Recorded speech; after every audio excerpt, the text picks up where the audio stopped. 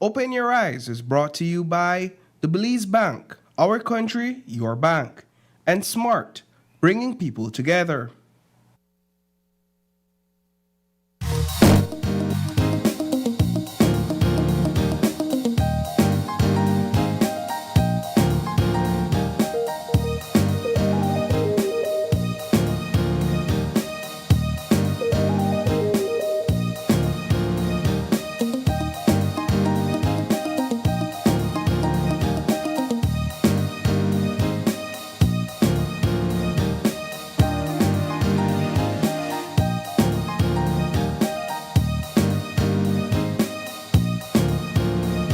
Good morning and welcome to Open Your Eyes. Start your morning right. I'm Paul Lopez. And I'm April Martinez. Good morning and happy Tuesday. Good to see you, Paul. Happy Tuesday. How are you doing this morning? I'm well, thanks. Yeah, so it is Tuesday, May 19th. And this month is in fact going by pretty fast.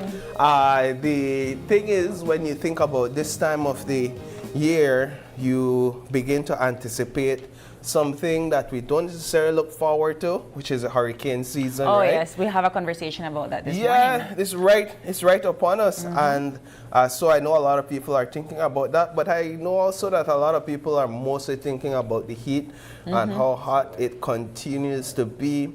And so my encouragement to you all this morning is to remain hydrated. Drink your water. In the city, it's been quite windy, I must say. Got that sea breeze. Yeah, since yesterday into last night. Last night the winds were up, and it comes as some relief, but at the same time, the heat is still on. Listen, I see some people, and if you're there on social media, you know where they talk about. Some people, they pay $700 plus on the electricity bill. I've seen it. This time, around these times. Yep. And I inquired to find out if this person that's paying over $700 owns a business. It's a house, right? Yes. Right? But with all the AC pumping and everything, And you know, it's crazy. I feel like BL tells us, during the off hours, you need to kind of conserve a little bit more. But how can you do that when everybody's at home during the off hours, right? And everybody's trying to keep cool. Put the fan on. You have your ceiling fan on. You have your Alaska fan on. You have all the fans on, and it's just hot air though. Yeah, energy consumption is through the roof right now. It is, but we also had a very strange year, and we're going to talk a little bit more with CEMO later about like the Super El Nino and how they're preparing themselves for that. But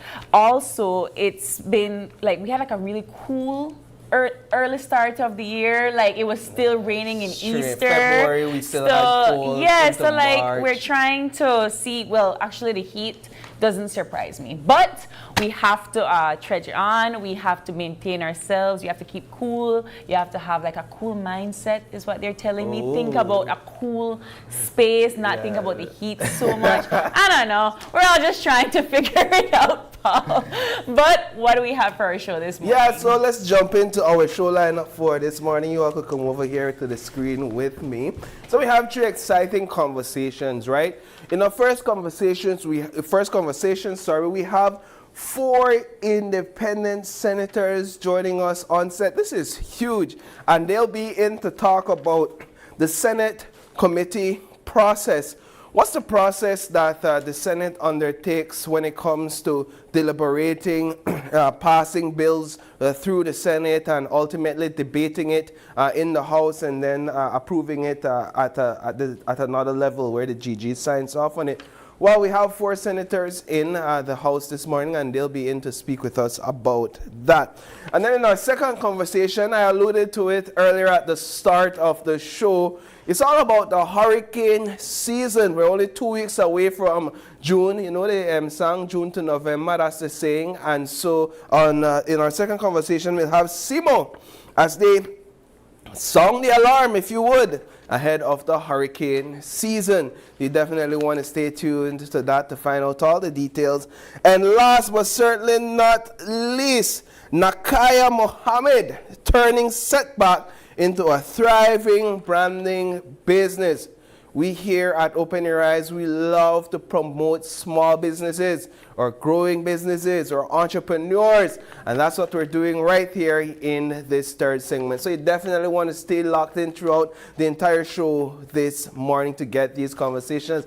But April, before we do anything else, we have to get into our conversations for this morning with our 5 things that you need to know. Go ahead, April.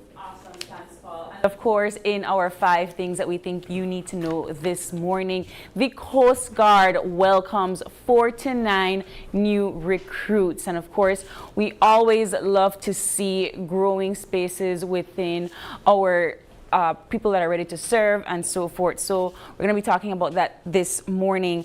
Our second conversation, helmet laws are changing. We are talking about the dangerous reality of schools, of school runs on motorcycles. You know, we have strict laws here in Belize, but are they really being enforced? And so we really want to get into that conversation this morning. The Bennett extradition case just hit a major reset. So we are talking about a previous case that we had, and now the laws have been changed in 2023. Now we're back in the CCJ with the Bennett extradition case. The fourth conversation, which is more on the international side, we were talking about the hantavirus, but there was also an outbreak of the Ebola virus. And so now we're listening from the World Health Organization chief that is talking about funding that have been cut from the WHO organization, and so we're seeing how that affects how we tackle the Ebola outbreak and the hantavirus. And last but certainly not least, we continue to listen about the dredging case within Placencia, and so we are going to get into that and more. But we want to kick things off with the law conversation this morning, Paul. Yeah, so April, while that takes place, what we're gonna do right now is just say good morning to some of our good folks on social media. I want to say good morning to Francisco Madrid. Thank you for staying locked in. I also want to say good morning to Esther Courtney Weatherburn. Good morning, my family. Michelle Sampson, good morning, Mish. You had an excellent segment yesterday. We really enjoyed it. Janelle Trujillo, good morning to you. And of course, another faithful Wilbert Zelaya, good morning. April, Paul, all Open Your Eyes, Greater Belize staff, and all viewers home and abroad. Do have an enjoyable day. God bless. Wilbert, good morning to you, and God bless you. I love to hear from our viewers. I know, right? Y'all keep the comments coming. Yes. We'll of course, I know our Open Your Eyes crew in the background. They stay locked in and they stay responding to comments. Just because our audience is as important, or in some cases even more important than we are. Without our viewers, we wouldn't be having this show. Yeah. So really, you guys keep us going. It would be you to watch me and me to watch you, right? And that's not something we want here. But perhaps we could begin our conversation with a look on the dredging situation, if you would. Yes, sure. Because I know it's something that we've been following closely down south. It's along the Placencia Peninsula. So we got an interesting update yesterday. Tell me. Right, there's several updates, but to me the most interesting one comes from the mining unit under the Ministry of Natural Resources, right? So we have been for some time, since last week actually, one of my colleagues have been trying to get a comment from the mining unit to understand what exactly is taking place with this specific dredging situation in Placencia, right? And we could rehash this situation to this full extent, or we could look at the specifics of yesterday's conversation with Ms. Michelle Alvarez, who is the Inspector of Mines. And she answers some very important questions that the council, the Placencia Village Council, has raised. One being, first of all, the cost. Right. The cost of the permit. At this point, to get a dredging permit or a quarry permit, as they would, to dredge this sort of material like sand and silt, it's only $650 in this instance, right? So it's very cheap Yes. to get a permit. And the council has essentially raised a red flag where that is concerned to say, how is it that such important natural resources has such a low price tag or value to wait $650 to get a permit? When we spoke to Ms. Alvarez from the mining unit, she said it's not only an issue that the council takes, she says it's an issue that she takes every time she has to sign off on one of these permits. But she does say that to her, in her defense, it's not fees mandated by the inspection unit, that these are fees that are scheduled. They're in legislation, and they simply have to follow legislation, I guess, until the legislation changes. So that's one of the issues. I think that it's almost like a very ironic situation, Paul, because here we are trying to protect one side of the peninsula by ensuring that there's mangrove growth, by ensuring that they're tackling sargassum, by ensuring that they're able to maintain this stretch of land that holds a lot of touristic value and a lot of environmental value, and then you just have such a low price tag for dredging, which is very hazardous to the environment.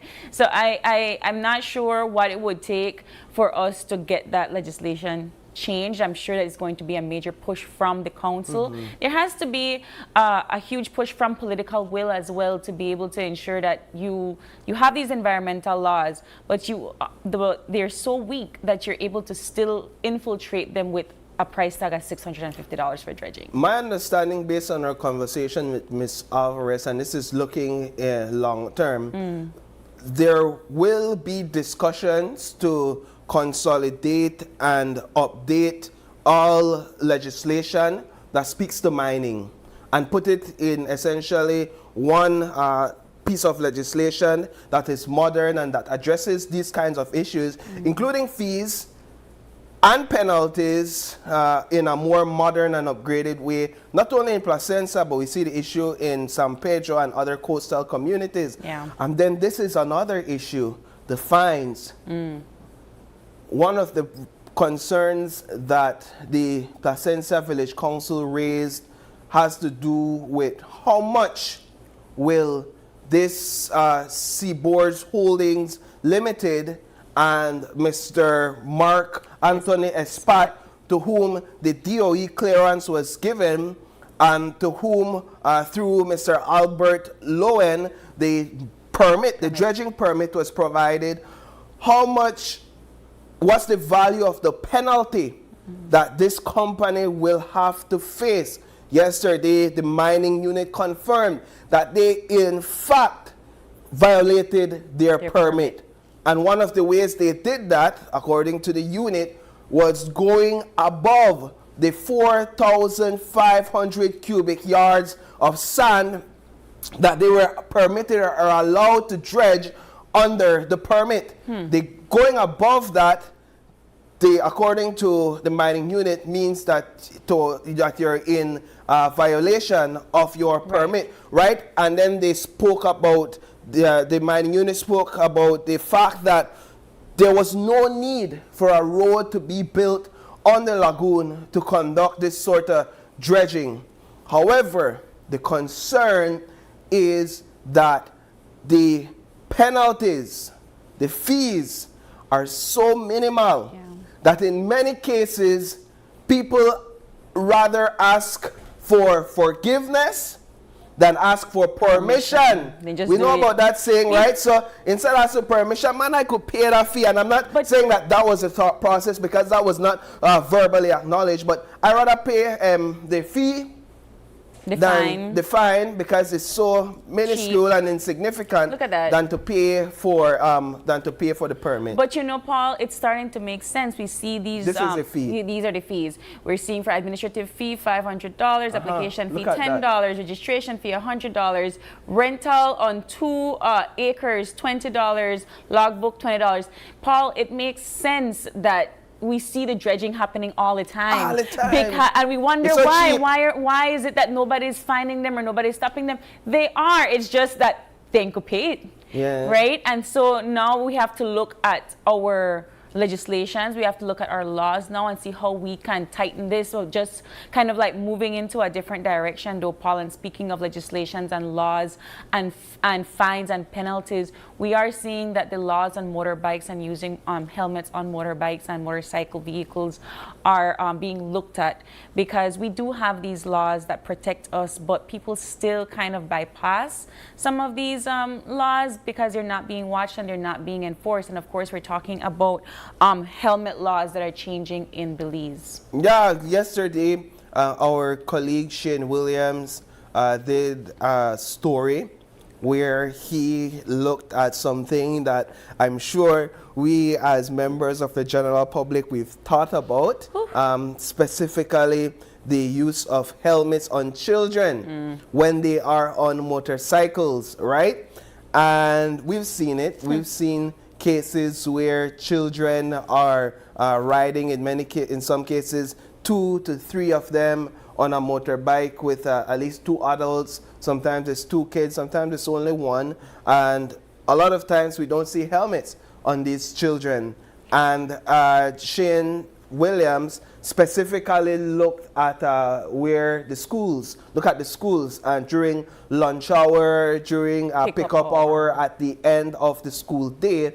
And that is where you see this happening the most. So if you look at that, so in this video we're showing this child has on a helmet. The one previous to that, the child did not have on a helmet. So it's not everybody that is, essentially breaking the law where helmets are concerned, but there's a lot of people doing it. Now it's a debate between affordability and safety. That's the debate here. And there are people that are on the side of affordability saying, well, this is all that these families can afford in terms of mode of transport. They don't have a vehicle like many others. And so there are those who are saying, if you want to look near people with a microscopic lens and scrutinize this sort of behavior, then you should also be saying, are asking, how can you help their affordability or economic situation? And then you have those on the safety side saying, forget affordability, put the economic situation aside, safety should be paramount. And safety should take precedence. And regardless of the situation, these children should be wearing helmets. Somebody brought up an argument yesterday in the newsroom to the extent that while, yes, you can have a conversation about affordability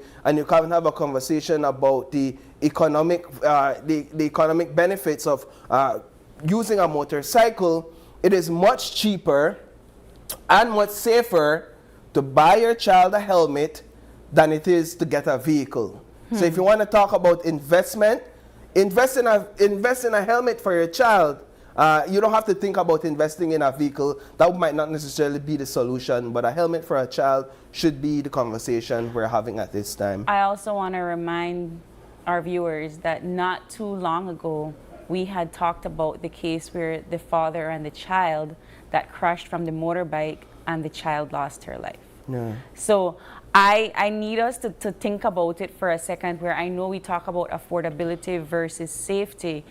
And if we're going to look at only affordability, how many times can we afford to wreck the motorbike? How many times can we afford to pay the doctor's bills for injuries? How many times can we afford to pay for a casket? So I want to think about those things when we're talking about affordability, because for me, safety over all of those concerns, because we now have to think about not just the ones that are riding motorbikes, but the safety of everybody. If we're going to enforce laws and to ensure that people can afford to take their kids to school and so forth, develop a viable public transportation system for school children. Have a school bus run for children, for these schools, for this area of the city that have all of these different kids that are going to primary and high school.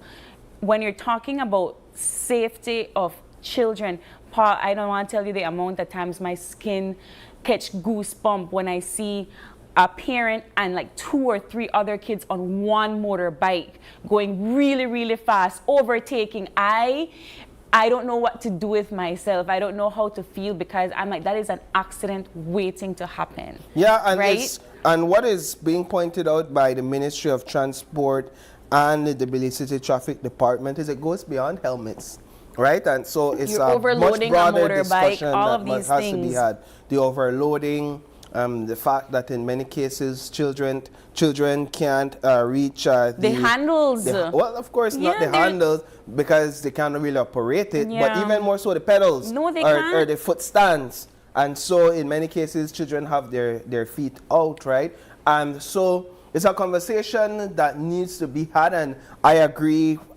with the enforcement manager at the Tbilisi City Department who says that it begins with education. Yeah. Right? It begins with having these awareness campaigns and these awareness discussions so that we could understand as parents, we could understand as the general public that this is not safe and that there are safer ways for it to be done. But I also, at the same time, I can't sit here and I can't judge a family or be too critical or harsh on families simply because I have to understand the economic and the affordability conversation. I'm not judging or discriminating in any sort of way, Paul. This is where the system comes in to assist. This is where we're seeing a problem. We're talking about safety versus affordability, and we want our children to be safe. This is where the system has to kick in. This is where we're saying, okay, you can't afford a vehicle to take your kids to school. Let's create a bus route. Let's develop a system where you don't have to worry about that as a parent, so that you don't have to think about the economic ramifications of it. Because then if you're going to sit there and say to me that this is the best that I can do, in the system you're saying, great, we're going to pick up the slack. Because there is no space where we can afford to have these accidents consistently happening. And Tbilisi City has a school district, right, all over the place. So if you're going to say, we have a bus route here, here, and here for the kids on that side of the city. We're going to have a similar bus route on this side of the city. You can develop structured spaces, Paul, and not tell me you can't do it. I like this comment from Naquiyah who say, I'm sorry, I will never buy into the propaganda that Belizeans are doing that poorly, that they can't afford something as important as a helmet for your child. There is not a single Belizean event that isn't jam-packed on the weekend. We find money for what we want. Money, you want me up on the same headspace this morning. You want to know why, Paul? Because I'm on the highway. And on the highway, I see this. That's a challenge. And that makes my heart pump, because I'm saying to myself, you have all of these schools on the highways, and I understand, but please, you don't need to endanger your child. I don't even have picnic night yet to sweat to think about it. April for Minister of Transport, Minister of Education as well, right? No. Very good arguments, April, and I take your point. And then also, speaking about legal issues and conversations, we spoke yesterday and we've been speaking since Friday about the development regarding the Andrew Bennett extradition case. And only to say here this morning that yesterday we finally had a conversation with his attorney after the CCJ ruled on Friday, or hit the reset button on the matter on Friday. So for those who may not be familiar, in summary, this is an extradition case or a request from the U.S. that dates back to more than a decade. I was definitely not in media at the time. I was not even thinking about all of the legal spaces in Belize. But it dates back to over a decade ago. And the process has been going through the courts since then. The High Courts ruled on, let's just for a bit more background, one of the primary issues in this case has to do with some WhatsApp messages. Be careful what you say on WhatsApp and who you're talking to, right? But the U.S. alleges that Mr. Bennett was in a WhatsApp conversation with a DEA agent where he allegedly incriminated himself and allegedly agreed to some hanky-panky money laundering business. And of course, Mr. Bennett vehemently denies these allegations. So the matter of the extradition request went to the High Court, and the High Court agreed that in favor of Mr. Bennett and his attorney's arguments that it was that the obtaining these WhatsApp messages that it was unconstitutional because it didn't follow due process. The High Court agreed, the Court of Appeal agreed, and when it went to the CCJ essentially said that the High Court and the Court of Appeal erred because they made the ruling based on legislation that was not in effect at the time of the extradition request. That legislation is the Interception of Communications Act, which came into effect in 2023, long after. And so now the matter is back to the High Court because the CCJ found that there are still some constitutional issues that has to be fully ventilated, and this gives now Mr. Bennett and his legal team an opportunity to forward new and fresh arguments. Understand one will be an argument on entrapment, right? And then secondly, and this finally, they could also see how they could argue something along the lines of mistrial, in that this case has been going on for well over a decade. They could argue on behalf of their client and how this has impacted his life negatively, and how this has just been languishing through the courts, and it's time to get over it. And so we're following this case closely because this has a lot of implications. If the extradition request gets approved, then there you have a Belizean going over to the U.S. to face alleged crimes. And if it doesn't, then essentially it sets some precedents for extradition requests from the U.S. going forward. I can't believe we've been following this story for over a decade, but thank you so much for engaging in our 5 things this morning. Keep those comments coming. Thank you all so much for all of your thoughts and opinions. We're going to move into our Eye on the Weather, prepared by the folks at the National Meteorological Service of Belize.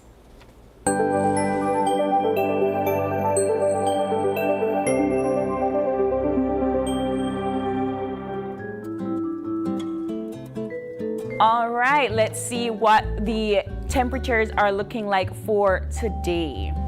In today's forecast, it's mostly sunny and warm, with tonight will be breezy and skies will be clear to partly cloudy. Showers, if any, will be light and isolated. In our temperatures, we're looking to have some heat in Belize once again. Along the coast, we're seeing highs of 90 degrees, inland 96 degrees, and over the hills 84 degrees, with lows dropping to 83 degrees along the coast, 74 inland, and 68 over the hills. In our extended forecast for Wednesday through the weekend, we seem to have similar temperatures in highs and lows. For coast, we have 89 and 82 degrees respectively, and in inland, we have 96 and 74 degrees. We're seeing some of the temperatures drop a little bit on Thursday, with 89 degrees along the coast and 82, and 95 and 74 inland. We have similar temperatures for Friday and for Saturday as well. Moving into our astronomical forecast, the sun rose this morning at 5:19 a.m. and is scheduled to set at 6:19 p.m. The moon will rise this morning at 8:01 a.m. and is scheduled to set at 9:48 p.m. In our marine conditions, the sea state remains moderate to rough, with winds blowing from the east from 10 to 20 knots. Our tides this morning, today's first high tide is at 11:14 a.m. Another low is scheduled for 6:58 p.m. Tomorrow's first high tide is at 1:15 a.m. and a low at 5:50 a.m. And that does it for our Eye on the Weather, prepared at National Meteorological Service of Belize. Paul, back to you. Excellent. So what we're going to do right now is we're going to take a quick break, and when we come back, we have our independent senators on set. Stay tuned. We'll be right back.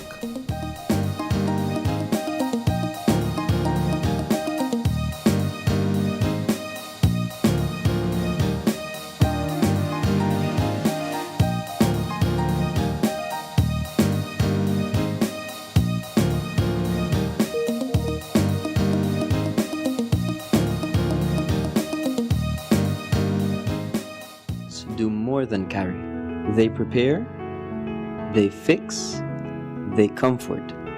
They keep a home moving in ways few people notice. And even when the day is done, they are still thinking of home. For the months of May and June, we celebrate the hands that hold the home together, offering you 25% off on tiles, lights, fans, ACs, gardening supplies, and more, both in-store and online. Thank you, moms and dads, from Builders Hardware.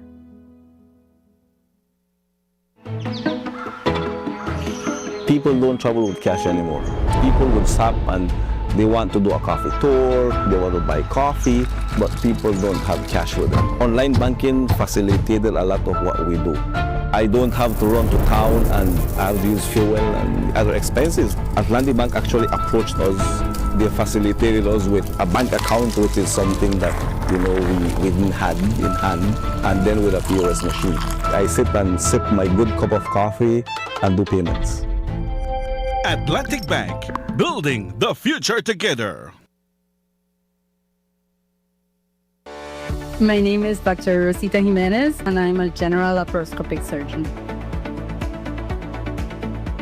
We have just finished an emergency appendectomy, and we're now moving on to our second operating theater for our laparoscopic gallbladder screening. Basically, this is very easy to diagnose. Simple abdominal ultrasound or a pan-abdominal ultrasound can give us the diagnosis. Laparoscopic gallbladder removal surgeries, 90 to 80% of the time, are done due to gallstones. However, there are other conditions like tumors, malfunctioning of the gallbladder that also are reasons to get a laparoscopic surgery. We also have an amazing CT scan and X-ray unit who work hand in hand with our doctors. Instruments used in laparoscopic surgery are chokers like these. It makes it easy for us to do the surgery through these entry ports.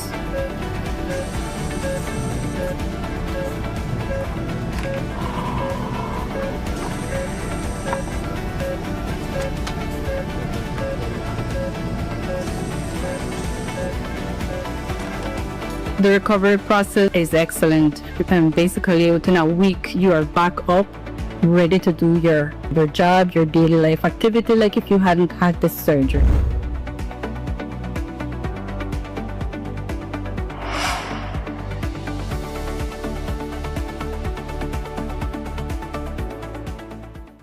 Stay connected in the USA for as low as $10. With Smart Roaming Data Pass, staying connected is simple and affordable. Get the data you need starting at 1,000 megabytes to stay connected to larger plans that keep you online while you travel across the USA. So you can message, browse, video call, and navigate wherever you go. No SIM swap, no bill shock. Just simple, affordable pricing. Activate easily by dialing *100# using the Smart app or online. Smart Roaming Data Pass. Staying connected the smart way. Smart, bringing people together.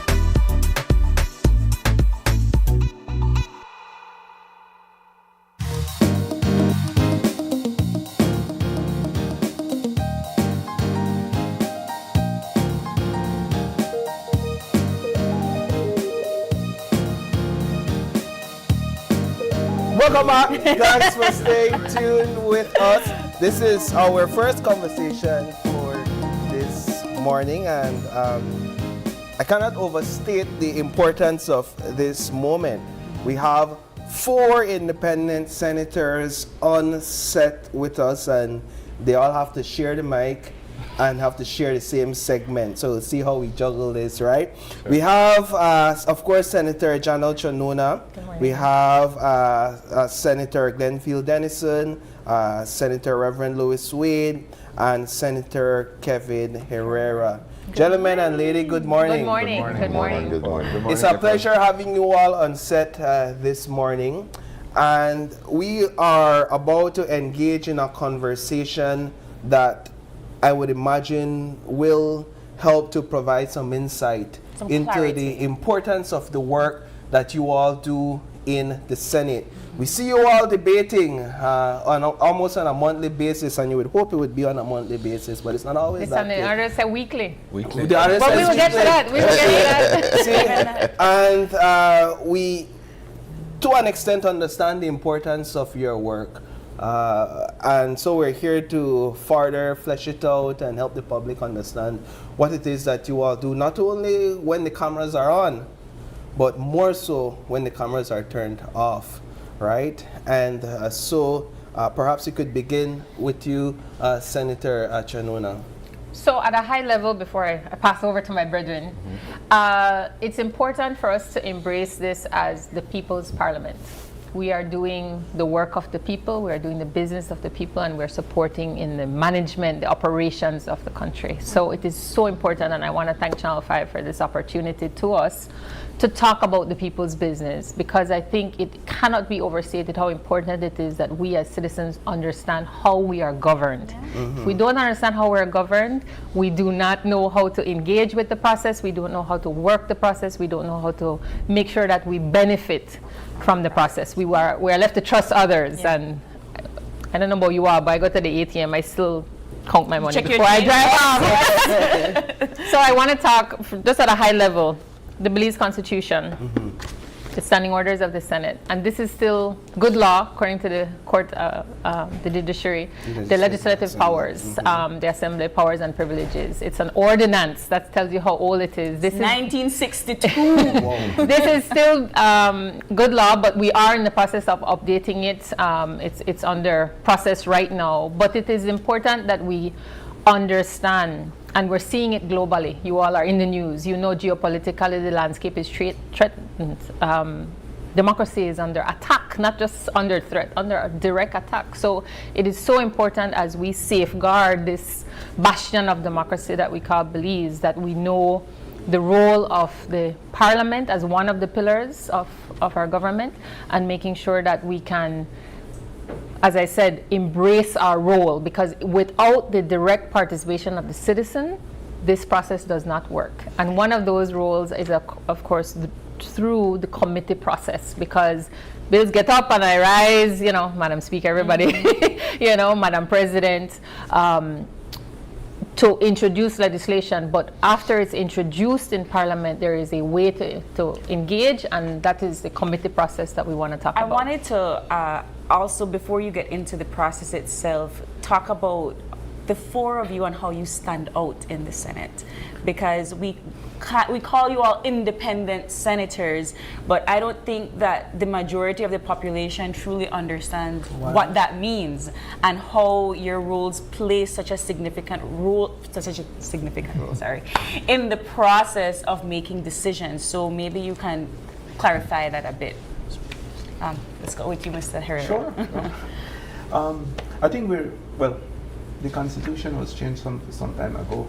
I think the last amendment that was made with respect to the representation of the Senate was for the for the NGOs to have a representative, and so then that gave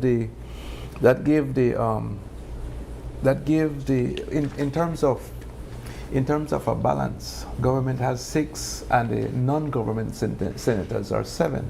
So if the non-government senators if they don't get at least one support from senators who do not represent the government, then the bill fails with the, in the Senate.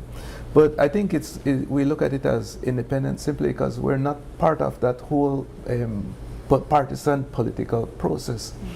We are nominated by our individual organizations. So I am from the business community. I am from the Belize Chamber of Commerce and Industry and the Belize Business Bureau. Then you have the church representative, you have the union representative, and then you have the NGO representative. And so when we come, I mean, we're not so concerned about, you know, the partisan politics of it. We look at it more from a principled standpoint. And I must say I've been extremely impressed with working with my colleagues, and that I've never, in terms of our deliberations, have ever given any consideration in terms of how a political party will feel because of our individual position. And so that has always been something. I tell people all the time, I've never felt freer in my life than working in the Senate. It's so liberating. I really don't. We really don't feel like we have that, partisan political pressure to consider. Toe the line. Yes, Yeah. we haven't. And so when you see us stand, irrespective of what the political party may say out there, is our deliberation is really based on the merits of a bill, how it will impact people, how it will impact the country, how it will impact the economy, how it impacts everyday people. And so that has certainly been a liberating experience in my view. And So- I'm really hoping that we will maintain as we go forward this feature within the Senate, because I think that it has really resulted in some tremendous democratic gains for this country. I mean, you look at the investigations that have taken place over the years. I mean, in every one of those cases, the independent senators played a key role in making that happen. Yeah. For those who don't understand, what is the role of the Senate committee in Belize's governance, Senator Denison? Okay. So, before we get to the Senate committee, I have to tell you how we get to the Senate committee. Okay. So the legislative process at the Senate starts with a bill being introduced. There are several ways for it to be introduced. The way we're accustomed to is by a government representative indicating that they are bringing bills on behalf of the government. So that is usually done by the leader of government business. What we don't know is that there are other ways to introduce a bill. So there is a concept, it's a concept because I don't know that it's been done in Belize yet, known as a private member's bill, which can be brought by any member of any of the houses. And so the private member bill is something I want to test personally to see how it would run. There are a few bills I have in mind, but after a bill is introduced, it goes what's called the first reading. The standing orders have been made since 1967. I think this one is 67. It's under review too. So the standing orders dictate that you would have the first reading, and what ought to happen is that there's a interval of 5 days before you would have the second reading. The second reading is where you have the debate. Now technology has evolved so that there's no need to, you could just press print now. So 1967 you'd have to go and typeset and then run the copies and like that, right?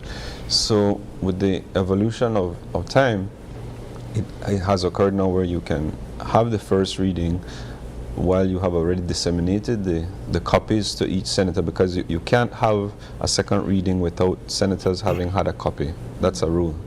So after you've had the second reading, that is where you have the debate, right? And the debate is where you would test the merits and demerits of the policy decision. You would question the constitutionality of it. You would question how it would reconcile with different pieces of legislation, international best practices, how it bodes against transparency and accountability.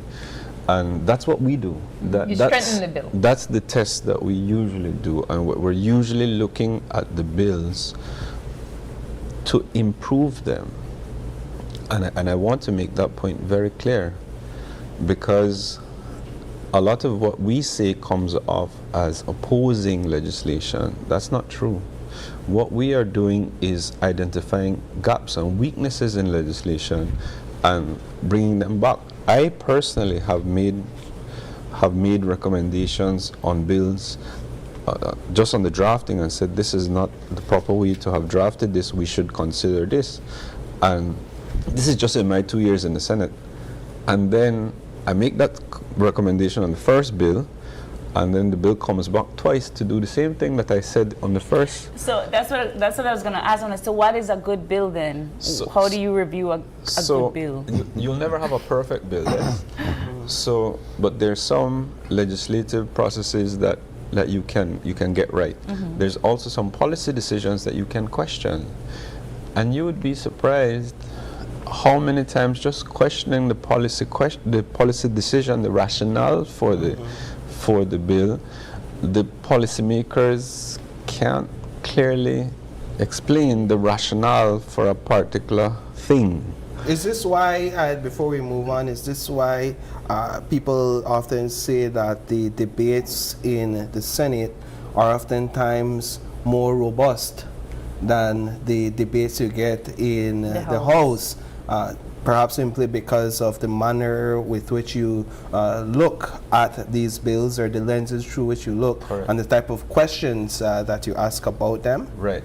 So a lot of what occurs in the Senate is looking not just at the text of the legislation, because that's one aspect too. You do have to ensure that all the commas are in, things like that. But that's not primarily what we do. Laws are just codified policies. It's just written policy. It's a statement by the government of how we wish to move the country in a particular area. Can I stick up in that and ask, how is it that you all sit, evaluate, and then perhaps predict how a bill or a law will measure the impact of a population? Well, I think you start with the statement in our constitution that says that the will of the people shall form the basis of government. So the will of the people starts with consultation. I believe the politician would want the will of the people to be, we vote you in. Right. So the idea is like, we are the elected ones, we make the laws. Your job as a Senate is to approve what we send to you. And so I think those politicians that are coming forward in the public domain saying that we are slowing things down, I think they need to go back to the Constitution to understand that it is the will of the people, not just in the election, because when they vote you in, you don't automatically become an expert in that area. And so the will of the people also comes from the process of consultation. And I think there's also a different interpretation of what consultation means, because consultation should dictate the genuine will of the people as it relates to a particular legislation. So I just know, for me personally, I want to know what the consultation process was. I want to, as this bill sits before me, number one, I want to read it. Number two, I want to, every single bill has a group of people that is going to impact directly, indirectly, or would have wanted to be a part of the drafting of that bill, or would want to have a say. So that's what I'm interested in. So I'm not interested in PUP or UDP, or the fact that you want to do all of the readings in one sitting, which is the government wants to just move it. And I'm not interested in that. I am interested in, is this bill ready for all of the readings to be done in one day? Yes. And so the depth of the consultation process, where the people make a recommendation, did that recommendation make it to the bill? Like that's a very simple way of, just a simple test that many of the bills do not pass. Senator Dennison, I'd like for you to continue along the lines you're going with the process. And of course, we'll interject as we see fit from time to time, but you are taking us through the process. Right. So I was mentioning earlier that we're questioning the rationale, right? So what is the rationale? That's really just a fancy word for like the reason, like why, right? If you look at any legislation, you have to be curing some sort of, what in law you call it, mischief, right? You know what I mean? Like how we say it like Creole, right? But it's kind of like that. They're like, whether the problem with this law to try solve, right? Yeah. That's what you have to look at all the time. And sometimes we get lost in what is really trying to be achieved, right? And so you can hear the government state a position on what this is trying to achieve, and then when you read through the legislation, you can say, but no, there are other things that should be a part of it. Then if that really is the problem, first of all, I start with, did they identify the problem correctly? Right.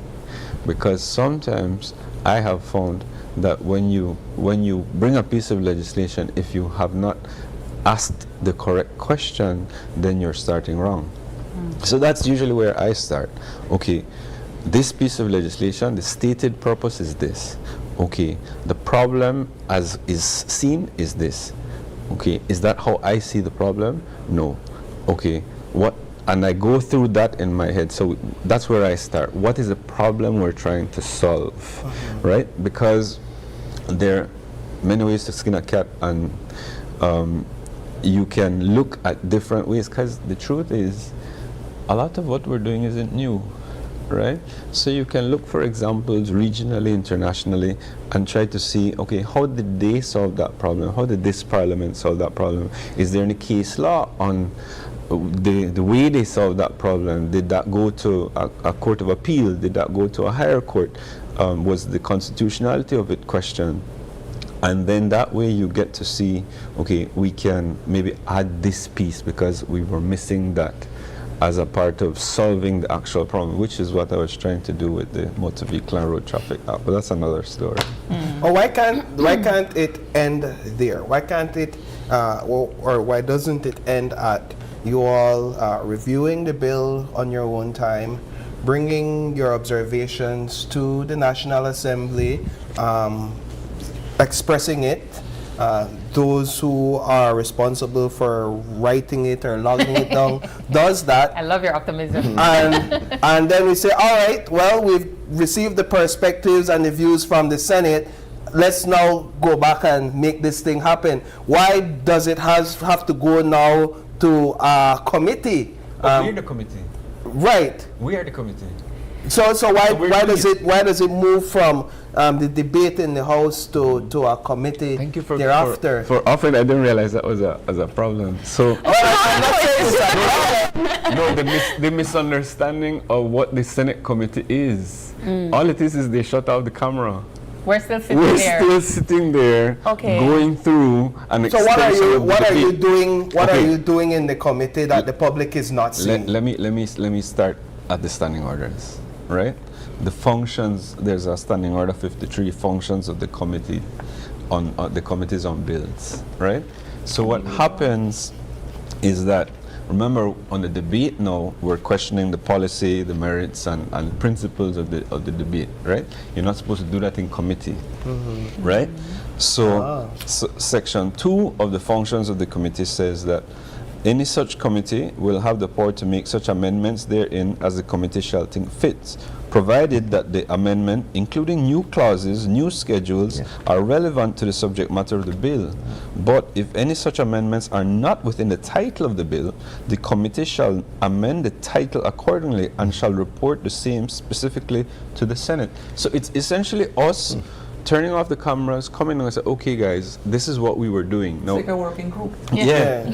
And what Big group the project. benefit we have is that we get to now call technocrats, because we don't want to make a decision that we think now flies in the face of the policy the government is trying to do. So that's what the public doesn't see, is we shut out the camera and we invite the technical people from the ministry who is bringing the bill, and we ask them, okay, you excluded domestic workers in the OSH. Why was that? And then we said, but that doesn't reconcile with this section. So explain to me why. And they go, oh. Then they answer us. And then we get to a position on that particular, and we move to the next one, right? And so we question the aspects that we find problems with. We suggest amendments, and it's for us, when we're finished, to say, these are the amendments we are suggesting. That's a function of the Senate committee. When we're finished with that, we can send it back to the Senate now, and we'll turn on back the camera and say we are bringing back this piece of legislation with amendments. No, I want to juxtapose something, because I think it's very important that we do this. Historically, the Senate does this process without looking at the bill in the way we're doing it and suggesting amendments. So what happens is the bill can go through all 3 readings on the same day, historically, since before 1982-81. So you go to the Senate today, first reading, second reading, third reading, And it go through. see it, yeah. Most No of the changes. time, that's how it happens, right? No changes. No. However, Before Well, how- the current formulation. But, Okay. So how much bills are we seeing in today's configuration that are I don't like the word. The big We're bill. languishing. Amending. The bigger the bill, the rather Stalling. stay. The bigger the bill, because then the technocrats, we want them to come in. And let me say that these are great developments. So I don't know why people would want to come forward to say that this is a delay. Like, this is something the country should be. The process is working. That's right, because now we're getting background information along with the bill. So we can now have the bill and we can have background information. We are now getting technocrats to interview, etc. What this is saying is that we're not allowing a flawed bill to go through. Yeah. And so what we're doing is we're going through the Senate and the committee process to correct the errors. I'll give you an example. I can't recall the bill exactly, but I remember, we had a situation where the minister was appointing a board. The board deliberates, and if there was an issue and a challenge, then that challenge then would go back to the minister, who could override the board. And we said, What's the point of the board? Yeah, I mean, that was we needed some other mechanism where you could go through an appeals process. That's just an example of one of the things that we would have been. I think that for Belizeans. So go ahead, sorry. Yeah, another one would be I remember some time back a bill came that was clearly not in tune with a previous Supreme Court ruling or a CCJ ruling. And so that again, we sent back to the House to address. But those are some of the things that the Senate does. I mean, if there's a flaw, if there's an error in a bill, we will catch it, because there's one thing I must say, is that senators read the bills. Yeah, we do. And not just us, but the other senators are also reading the bill. Can I say one more thing? Like, this thing has real world implications. If we could take a look at example, just a few months ago, there was the arrest of this young guy, Munnings, and he ended up in prison. Right? That's as a result of something that happened in law. Something that happened in law. So like if these bills go out and they're not properly monitored, people end up in jail, people could lose their property. There's just a host of things that can take place. Good. And so we need to understand that the outcry that's taking place out there when a news piece like that goes viral, like something happened in law, and maybe we were laughing when it passed through the lower house, going through all the jokes that were going across, and check your change or whatever in the market, and this noise in the market, and that bill was making its way through. So how did a bill like that could just randomly take somebody like that and put them in prison? What happened in committee? What happened in consultation? What happened in the lower house? What happened in the upper house? What happened in all of the bills? What happened in committee and Senate that made bills pass that now Belizeans are going, we're going on? Yeah. Something went on in the legislative process. So I need to make it clear that what we're doing has real world implications. Real world. No, I absolutely agree, and I think that's the thing that Belizeans don't necessarily see. We're not educated about the laws and the processes within the Senate and the House. But how do you keep us engaged? And I feel like that's where there is a sort of a flaw, because I could sit and I will listen to the Senate and I will listen to the House of Representatives, but I don't know what decisions were made that will rightly impact my life. I don't understand how it happens. I hear you all debating, but then I listen to the technical jargon, I listen to all of the laws that perhaps maybe the Belizean people are not abreast of. And so how do you all then ensure that we understand what's happening? Go ahead. I'll chime in. Everything we do is based on a law. So when you go we're driving on the right-hand side of the road, there's a law to back that up. Where your license stickers is, your requirement for insurance, all of that thing is covered in a law. So when you see a legislation being passed, there are things that will follow after that will affect your life. And so I think that's one, that's really important to always remember. I think one of the things that we cannot fall further is when we hear politicians complaining about, bills not going through, when they expect it. Because that is the democratic process, that is the legislative process working, and that's the way it should work. We should not allow flawed bills to go through. But democracy, that type of process sometimes is inconvenient if they're in a hurry. We're not concerned with that part of it.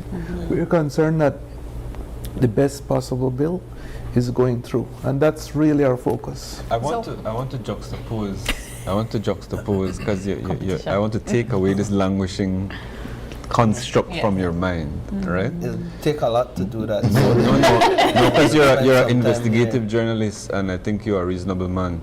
I want to challenge you to see how long this bill was introduced in the House of Representatives, how long it stayed in the House of Representatives committee, how long it took to get through the third reading at the House of Representatives. When you have that time period in mind, I want you to juxtapose that time period against the 2 weeks? 2 weeks that we have had it in the Senate committee. But I also think, we come back to the standing orders of the Senate and how the system was designed to work. Yeah. Because when we talk about parliamentary recess, we say, Parliament is going on recess for 6 weeks. It's because the standing orders had originally provided that there would be a session where work would get done, and every week, right? Every week, Tuesdays, 10 o'clock, we would be meeting to go through. It calls out that for that same reason that you point out, April, that for us to keep track of, what are the implications of this, what's happening when we are in session, how do we make sure that we know this is the calendar of bills, the collection of bills, this is what they will cure, this is what we will resolve, this is what we will address through these pieces of legislation, so that we can work through, and all of us, not only as legislators, all of us can look at, if this session we're going to sit down and we're going to work through this, and at the end of it we can have those SMART goals and come back and say, yeah, we achieved what we needed to achieve, and we advance protecting democracy and advancing legislation to reflect real world problems, whether it's cyberbullying now, because some of these ordinances are talking about, black and white print, but it's looking at how do we make sure we own the responsibility of participating, because what you're calling out is also something that is weaponized from time to time, where it's like, we had a House committee meeting and nobody showed up. The average House committee meeting used to be 5 minutes. Call to order, this is the bill, anybody have any questions, and it goes. At the Senate, we're expanding the process and working the process and making sure we have opportunity to bring in, as Senator Denson called out, experts so that we understand it. Because how can you ask us to pass something if we have pending questions? How can you ask us to pass something if we don't understand? How can we ask questions if we haven't had an opportunity to consult with even our own different factions and say, what are the implications for the religious sector? What are the implications for the business sector? The occupational safety bill has implications for private sector and wider community, public sector investments, all of that. These are the big picture that, because the workers of Belize will look to us and say, but what am I do? Yeah. What you do? You may pay a phone, you may read a book, you never may pay attention. So you can't have it both ways. Yeah. We are investing our time, and when I say we are investing our time with the support of our employers to be there, to read these pieces of legislation, to understand it, and make sure that when we stand and say we support it, or when there's a division of the vote and we say, I support, or no, I can't support, that we can know that we did our part. But there is a role for the citizen. And we have to embrace that role, because otherwise they will say, we have public consultations and nobody show up. We have this and nobody show up. And that's why Reverend Wade made point to the fact that it's also how you define consultation. And we saw with the proposed amendments to the Constitution at the last occasion, where they had national consultations and people showed up and said, I have some concerns. I see some red flags here, and I see what you're trying to cure, and I know security is an issue, but how we get there is how we work together. And that has to always be not along party lines. It has to be patriots. We're looking at how we make the framework that protects Belize as Belizean as it can be, because we need it to be that way. Otherwise, what are we doing? Yeah. So how do we, speaking generally here, how do we balance the urgency with which the OSH bill, for example, is being requested? Paul, stop Wait, yourself. listen. Wait, how do we balance that with the process that you all are engaging in, while the OSH bill remains in the Senate committee process? You still have employers out there taking advantage of employees and putting them in some very risky situation in the absence of this legislation. So how do we balance that? When the first draft of this bill was created, 2014. I know Rush. it's been What long in the What making, rush? and that is What rush? rush the ush. Wasn't that the And whole it's thing? It's in Senate committee for 2 weeks. 2014 to now, to April. And then 2 weeks in the Senate. 12 years. What languishing in Senate 2 are you weeks. speaking about, Paul? Okay. Like I want that to be very clear to the Belizean public, you know. The OSH bill has been a long time coming. It's over a decade. No drop that per my I know one. Nobody suggests that the me the whole of the OSH now, you know. 2 weeks. And listen to me, I not got 2 weeks to sit down all day, every day. I got another job for do know. So please make us take that narrative and throw that into the trash, because the over a decade the OSH has been coming, and we are saying 2-3 weeks it has been in committee. We met once since. We were supposed to have another meeting. The technocrats were the one who said they weren't ready to proceed. Then we. Please stop the narrative. On the technocrats side of things, let me just quickly ask Senator Dennison, on the technocrat side of things, with a bill like this, how much forewarning or how much time would you all, the committee, give technocrats to review comments and to review concerns in order for them to respond in committee? I want to say this. I want to suggest very strongly, I want to suggest in no uncertain terms, we don't need to ask the technocrats, you know. We can make our own amendments and suggest them. What we do when we ask the technocrats is to live by the standard we are asking all the other legislators to live by, which is consult. We can come up with our own set of pie-in-the-sky recommendations, make the amendments, and send the bill through like that. Let's be very clear about that. That's not what we're trying to do. We're trying to understand. And I know you want to talk about the OSH, so I'll give you a good example. In the OSH, the definition of domestic work and domestic workers created a situation where it was clear that the bill required that the law applied to domestic workers. In section 3 of the OSH, they made a clear exemption.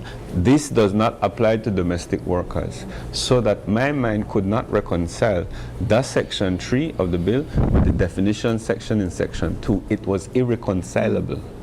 It would have been very contradicting. It contradicts, right? So that is the one that is blatant, and that's the one that's picked up by the public. Oh, stop it because it not include domestic workers. That are just the tip of the iceberg, Paul. I just wanted to, because I know that we're talking about one specific bill, but I really wanted to talk about the entire process in itself, because even that small bit of technicality can really impact the way that people utilize the bills and the laws and so forth if it's passed, right? And that's what you're looking at. But I think when it comes to assessing the bills, and when we don't see you all debating, I think it gives us, it makes us a little nervous, right? Because we're not seeing it happen, we're not hearing about it, and for us in Belize, one little thing kick you out of sight, out of mind, you forget about it until it come real and come again, right? But, yes, but you raise a good point, April. If I could go to another act. Last year, Parliament approved the Disabilities Act. Right. And as I walked up the stairs to this studio, as I look at the access for this set, I wonder if there is a compliance issue. And you may very well say, but I don't know what are the nooks and crannies of the Disabilities Act. But do you want to find out when somebody brings a lawsuit? And what the penalties and what the penalties would that be? have already been passed. So these are the things that we need to frame this as. I'll give you another example. We rushed legislation to protect women in this country by giving them an access point to make sure that they could get protection orders signed by senior justices of the peace, because it became a gap where magistrates were not available on Friday evenings to the weekend, because we don't work Friday to Sunday. A mother and child died because that process was not in place, and as Parliament we said we have to rush this legislation. That has not changed anything. No. You know why? Because there's no training yet. I think it's just getting started for those justices of the peace to put those protections in order. So what is the point, Paul, of rushing legislation if we don't make sure that collectively we're holding each other accountable to making sure that what we have rushed will then have real-time, life-saving sometimes, but certainly life-improving impacts on the Belizean people. Yeah. I grew up knowing haste is waste. Because if we don't do it right, what is the point of doing it? To say we do it? And I think also the culture of our population as well, after certain things are put in place, right? So we pass legislation, we create these laws and so forth, but how many of us know it and follow it to a T? Because then when you all develop these or create these decisions or make these decisions, seldomly the rest of us really understand what happened, right? We continue to live our lives the way we did it, and then when something bad happens, then we're saying the law was not on my side and it didn't protect me. Sorry to bring it back to the OSH guys. It is I'm going to be careful, but OSH is needed, necessary. We watch the news and we see these accidents that happen, and I want to vote for OSH. Yeah. I can't not I've vote said for it OSH. publicly. I want it. However, it's going through the proper process, and I know I can speak for myself as an independent senator that I am going through it and weighing it as best as I can for the benefit of the people. I'm not keeping anything back. Me personally, I want the best bill for this time. When that thing passes into law, it is going to transform the nation. And it has two groups of people, employers and employees. And both groups need to be adequately satisfied, adequately protected. And so it's not holding back, it is contributing to the betterment of that bill. Can I ask one final question? How do you all benefit the interest of your appointing groups or bodies with national interest? Let's take one example. All can answer And that's that the question, right? But let's take, for example, there may be an issue of investment with the business community along our coast. But there may also be environmental concerns that Senator Chanuna might raise. How do you balance those types of things? This is my final question on the table. I think each member brings a unique perspective. And so it's in looking at that. I think legislation has to have a plurality of views. I mean, I think that is important because the business community has a specific focus. You know, their thing is investment, providing opportunities, jobs, you know, aiding the economy, you know, that type of thing. The unions bring another perspective where they're looking at the workers, how the workers are fitting into that process. So when I get feedback from my membership, I mean, yes, I take that into account, but also look at the larger picture as well, you know, because that is my role. If you look at what the oath we took when we were being appointed, it's very important that, you know, you look at the national interests and you look at what is good for the country. And so that is basically, you know, how we go about in terms of our work. Yeah, we get feedback, but we're also looking at Belize. I mean, our first obligation is to the country. Yeah.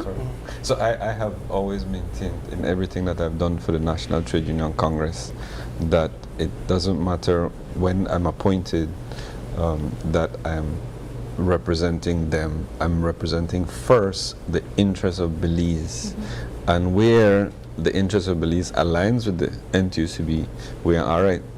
But where the national interest conflicts with the NTUCB, I will choose the national interest first. Like that has always been my position. Yeah, as it relates to the church, yes. So my first priority is to the people. The will of the people shall form the basis of government. Second to that, I have two very huge organizations, which is the Council of Churches and the Evangelical Associations, that every single bill I send to them for their response. Sometimes they do not respond. They say, Louis, you take care of that. For others, they have input. And those two groups, they function differently. They have different methodology of how they deal with issues. The Council of Churches versus the Evangelical Association. So I have to balance those two as I move forward. If at any point in time, because we also have a conscience vote, where even if I disagree with the church and I need to vote a particular way, I will vote that particular way according to my conscience, and then they can decide how they move forward. You can wrap up the I conversation. will, yes, I will frame it in saying I have been privileged to be a part of the Senate since 2022, and one of the things I smirked a little bit just now in terms of, oh, Kevin's business and Janelle's environment and Louis's God, because I think at the end of the day, don't take that to heart.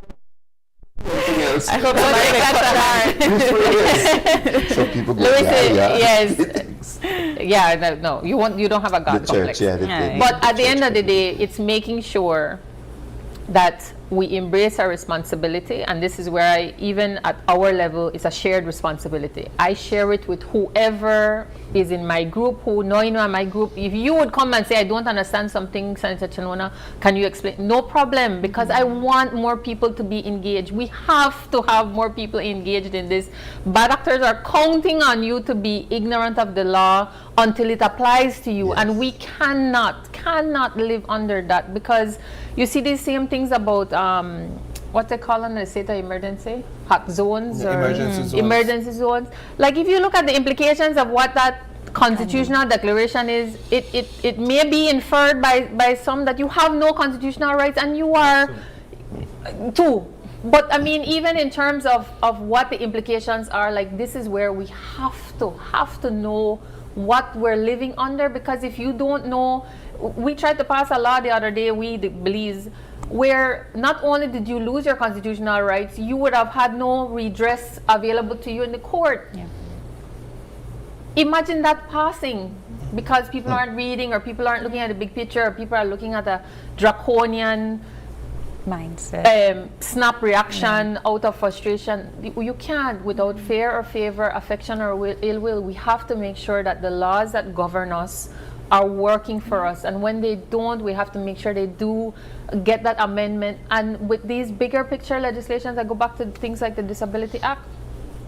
Inclusivity, it's making sure the youth is there, the women are there, the differently abled are there, those with special needs are there, because we all have something to bring to the table. Yeah. And I was so, as a woman, I was like, I asked men in Parliament to stand up on gender-based violence, and even when that legislation that we're not talking about came up the other day, another senator said, but what about CEDAW, the Convention to Eliminate the Discrimination of Women? How does this proposal to remove a population of people that are primarily women, how does that reconcile with our international obligations for the protection of rights for women who are more often than not discriminated, especially if they're out of sight in a domestic space? Yeah. That is where I think all of us, because if it happens in Kevin's backyard at Isabella Bank, believe me, he will become the environment senator then. and if Louis's workers are in a position, he will be the biggest unionist advocate. So at the end of the day, if we're bringing our collective experiences and our lived experiences to the table and making our contributions, and our contributions are weighed, then we advance, and we can really say that we live in a democracy. Otherwise, we're just going through the motions and checking the boxes. Excellent. And then knee-jerk reacting. We do have to wrap up, Senator. So last word, Kev. Last word. 20 seconds. I said before, we cannot fall for it when we hear ministers complaining about the process. I think what is happening is that they're not used to the Senate playing the function that it was meant to play. And so when you see that, just remember that the process is working. And you Excellent. Which is what we can need. also access the records for how the process works. The National Assembly documents are free and public. So if you want to read up more about it, you can always go to the National Assembly website to find out more about how the Senate operates. So thank you all. Thank you so, for having so us. No much. problem. We'll Let be me back just, when you want us. Yes, let me just say, What? by way of a couple comments, we acknowledge Jackie Leon, who says lots of good information coming from this conversation. Yep. Miss Esther Courtney Wedderburn is saying, I love this conversation. It brings clarity and understanding. I understand now. And then you have one last person here saying that the Senate must be given a time frame and this shouldn't be put on pause because of senators. And I'm sure that might spark some comments, but we will get into it. But That's the baseline. we Go from want, here. but this is what we want, right? We want to open the channels for these sort of conversations, right? That's how we learn. So thank you all so much for your time. I know for we're having us. very busy people. I wish we could have continued this conversation, but we do have to take a quick break. And when we come back, CEMO is full steam ahead of the hurricane season.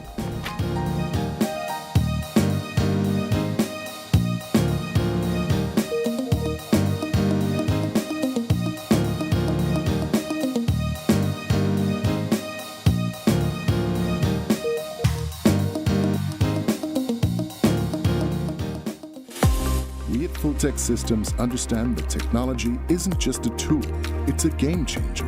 At home, smart devices and AI are revolutionizing daily life. In education, tech is making learning more interactive and accessible for students and educators alike.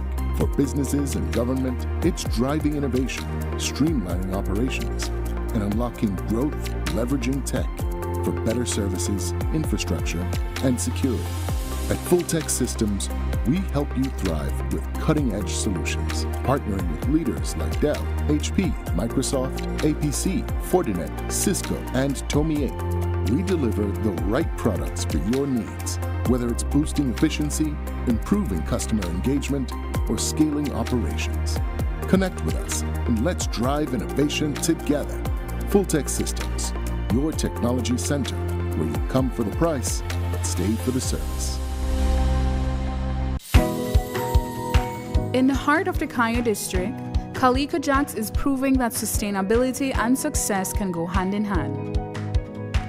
When Calico Jacks wanted to move to solar energy, the biggest difficulty for us was the finance.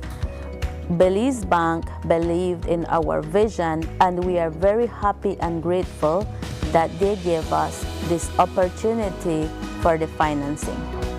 Through the Credit Risk Abatement Facility, a partnership between Belize Bank and the CARICOM Development Fund, small and medium businesses can access financing for renewable and energy-efficient solutions with reduced collateral requirements. Here at SCSB, we're grateful for Belize Bank to make it easy for our clients to go green.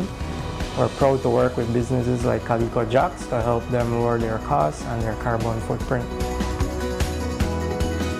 At Belize Bank, we are powering Belize's transition to renewable energy, one business at a time. Together with our partners, we're making sustainable financing accessible for all. Belize Bank, financing a greener, stronger Belize.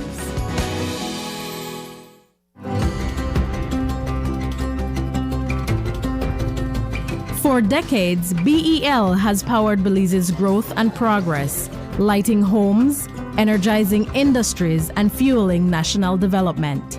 But in a world reshaped by extreme weather patterns, digital transformation, and evolving customer needs, the future of energy demands a new approach. The future of energy is now, and it's not just about new technology, it's about people and how we use, manage, and store power smarter. BEL is leading the transformation, blending modern advancements with the wisdom of sustainable energy practices. Integrating technologies will redefine how Belize produces and uses energy.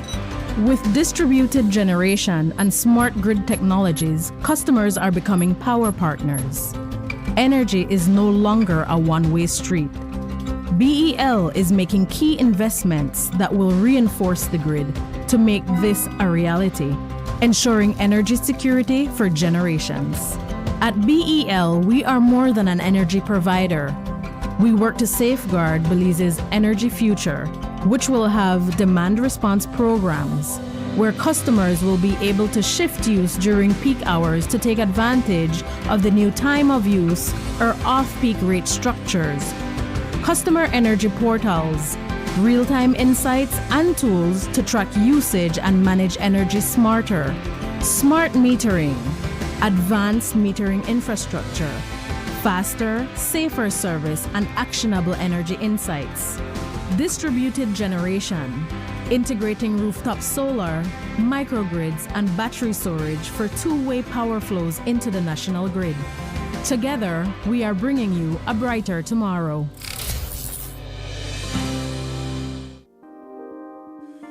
Prepare for the heat and stay cool with a Reamer Grey air conditioning unit from Benny's. Choose the right BTU unit size for your bedroom or living room and enjoy complete comfort. You can also save money with an inverter unit that is energy efficient. When the heat is on, stay cool and comfortable with an affordable, dependable AC unit from Ream or Gree. Available at Benny's. Quality and savings.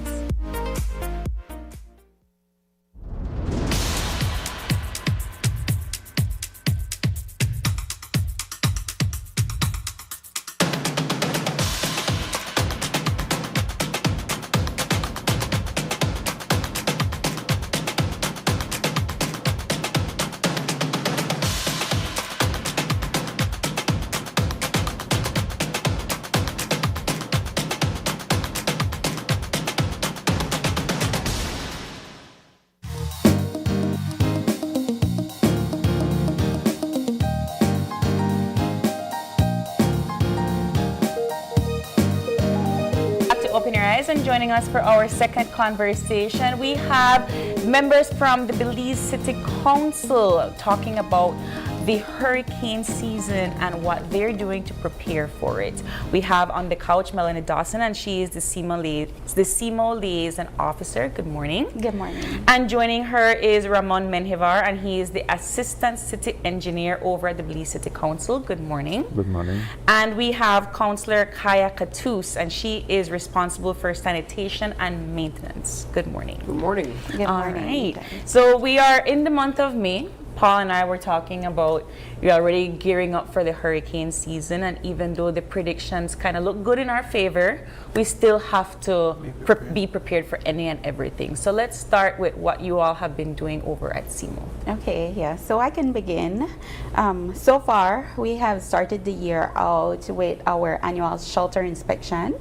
So what we do is a team of us and technical experts, we would go out to check the structural parts of the buildings, and then this team would then sit down. We would prepare a report thereafter sent to NEMA headquarters, and then they would assess and then come up with the final shelter listing. So that is one of our major tasks that we have to get done at the beginning of the year. And in addition to that, we would do training with our staff internally. Why? Because our staff at the council, they are first responders. Yeah. So in the event we need to open shelters or do any types of activation, our staff would be the one to be on the ground first. So where are we with that process? I would be the one to train our staff along with NEMA. So we are in the process of doing shelter management training, which is very much important because we need to let staff understand what their roles and responsibilities are, especially dealing with people from the outside. They have to know what to do, how to work under pressure, you know, what communication lines to use, because communication is very much important. And then in addition to that, we would do EOC training. That is for the heads in the EOC, where we make all the decisions. Everyone needs to understand what their roles and responsibilities are as well. And then we would do basic first aid training. We need that. So there's a lot of different trainings that we do in partnership with NEMA, because we also have to keep their standards as well. I think it was Hurricane Lisa that really gave me or opened my eyes to the importance of the work that you all do, especially at the shelters. Right. It was mind blowing Yes. to want to see how many people rely on these shelters, but also to see how much resources CEMO, I guess in collaboration with NEMO, have to provide while these individuals are in shelter, and then to talk about managing the shelter as well and peopling people is not an easy task, and we could get more into that as well. Yes, yes, definitely. And that comes down to, like I mentioned, training, because we have our staff out there at the shelters. They need to understand what to do in the event they would need any relief and supplies at shelters. They would run out of maybe medical supplies, because we also have to keep medical supplies at the shelters. They would need to know who to contact, which subcommittee, because we also have our subcommittees at the Belize City Council as well. We have 15 subcommittees that I would steer, and each manager is a part of the subcommittee as well. Yeah, but I mean, with the training, our staff going out, we for Hurricane Lisa, that was a real test for us. It was. How do you begin to start to create like layout foundations for the city? And by that I mean you're talking about shelter preparation, so you're looking at when the hurricane is here and that process, but I want to know how you all are preparing the city itself, clearing the streets and so forth, the drainage, which is very important. So like Ms. Mel mentioned, there's a lot of work that is being done at the council in preparation for a hurricane, and we have different departments responsible for different things. And from the sanitation and maintenance department, our job is before and after. Yes. So we ensure that the drains are cleaned. That is one of the main things, and it allows water to run off quicker than it normally would, when we have clean drains. The removal of white garbage, the removal of waste, the chipping and sweeping of the street that allows the water to flow into the drain, and that is some of the maintenance work that is done before. After the hurricane, as you guys saw with Hurricane Lisa, is where the council went into full-fledged cleanup mode, and we were physically on the ground, removing debris and getting things back to normal. I find that when Paul was talking about the peopling people comment, a lot of it lies on the citizens, right? The responsibility does lie on us to be prepared. The shelters and so on are the last resort to ensure that we are all safe.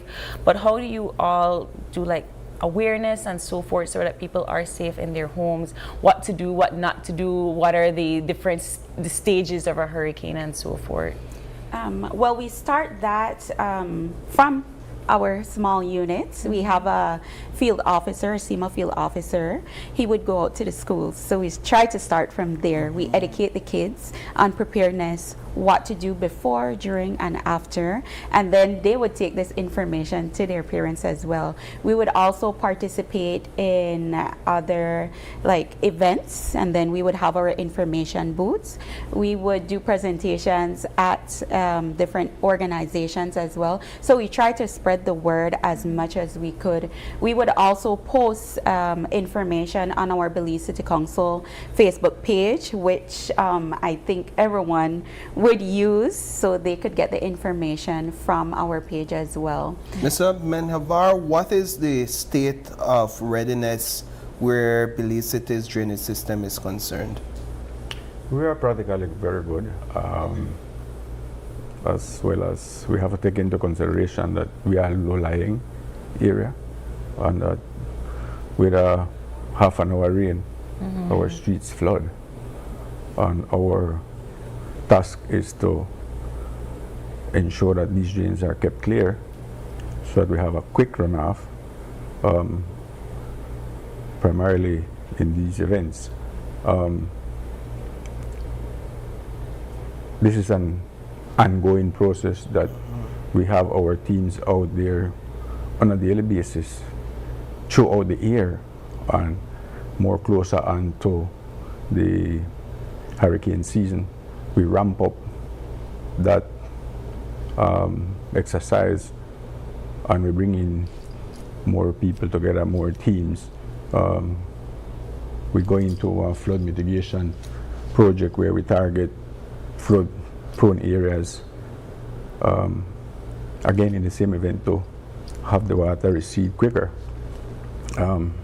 So I believe that we are pretty good. We venture into cleaning out. We know exactly where all the main outlets are because we have primary, secondary, and tertiary drains. So we basically brainstorm these events and we attack them very aggressively, and that's how we get it done. What's the state of the flooding mitigation system along Caesar Ridge? The pumping station. The pumping station. That is practically well as well. That unit is a brand new unit. We have actually put it into action a couple of times. If you remember the King Tide that we have a couple of years ago, we had to activate it, right? And it worked very well, receded the water practically in a fair enough time. So that system has been working practically good. And how can residents, Kaya, how can residents participate or collaborate with the council, perhaps in their own cleanup initiatives, in their own spaces, whether it's drains, streets, etc.? So annually we have done cleanup campaigns prior to the start of the hurricane season, where we encourage residents to put out white garbage, old refrigerators, old appliances, old sofas that would be in their yards, as well as limb the trees that are nearby, and the council would ensure that we remove this from their yards and off the street, and that would be in an effort to get rid of things that could become flying objects or things that could become hazardous in the event of a hurricane. But you were talking about the pumping station, and I think that is a very important mechanism that we have working in our city, because all our drains lead to the canal, and what that pumping station does is take the water out of the canal into the sea. So it removes whatever water from the city. So if the drains are full and the canal is full and that water isn't going anywhere, the streets remain flooded.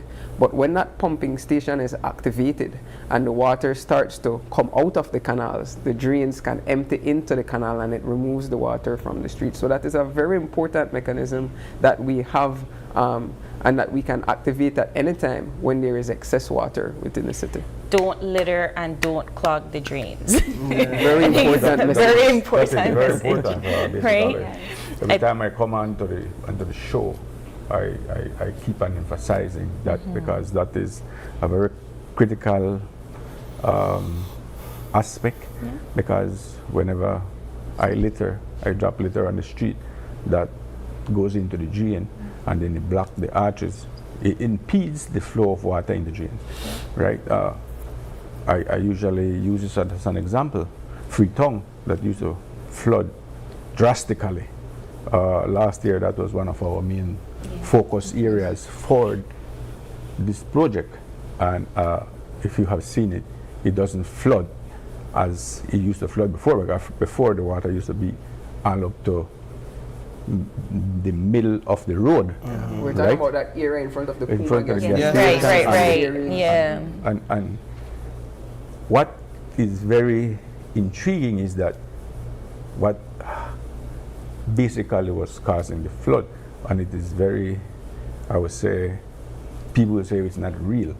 What we actually took out from there was a 14-inch tire that was clogging a culvert, along with dollar bottles, the empty bottles, foam plates, garbage, Guys, bags. we so gross. So it's also a part of the society on a whole Right. to play its role. Right. Because if I don't I drink my bottle of water and I drop it on the street, that eventually end up in the drain. So, and that causes the major floodings in our city. And last year as well, when we were prior to the hurricane season, when we were doing the declogging of drains in the Berkeley Street area, Berkeley Street is always underwater.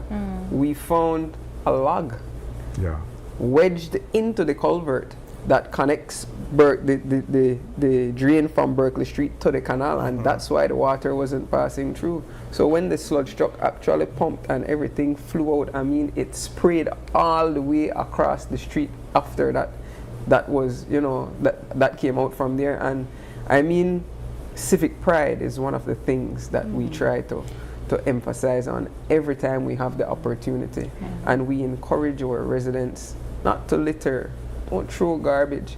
And it's a common thing where people would say, if we don't throw it on the ground, people don't have a job to pick it up.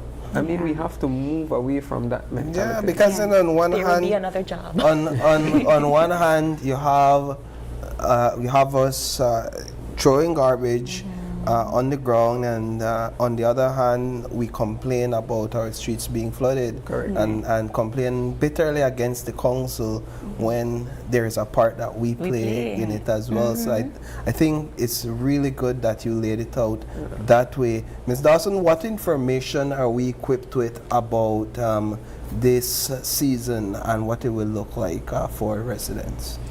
Well, so far we have been told, and doing our research, that we will be faced with El Nino. What I know Super is, El Nino. Yes.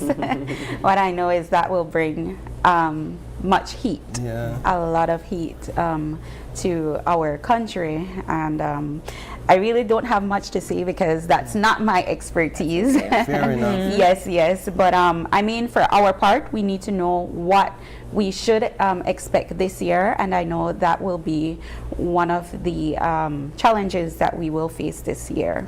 And where can folks call if they need? You're talking about emergency contacts and so forth, if they need assistance, or as civilians, we can just go and get these trainings ourselves too, right? Right. So where can we go?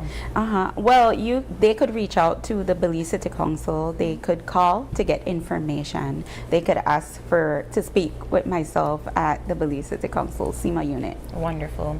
Thank you all so much for joining us this morning. And I know you guys will be back because it's May, but I know June has started and we'll see you all again. But it's better to be safe than sorry and to be extra prepared. So thank you guys. Thank you. Thank you guys. Thank you for having us. We are going to take another quick break, and when we return, Naquiyah Muhammad turning setback into a thriving branding business.